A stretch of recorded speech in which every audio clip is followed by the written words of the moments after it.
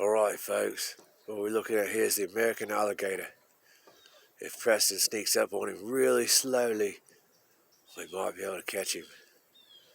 Then we're going to make some boots and have some fried alligator tail. It will be delicious. Here goes Preston now, walking no doubt into the mouth of danger.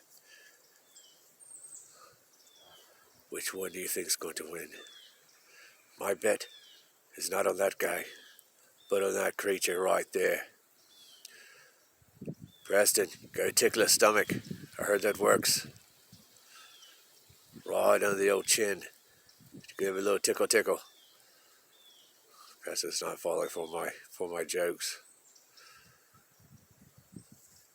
I'll go catch that alligator. Make a hat.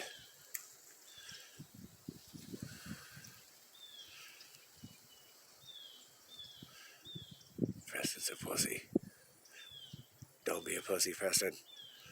Go get that alligator. Alright. Very little action here.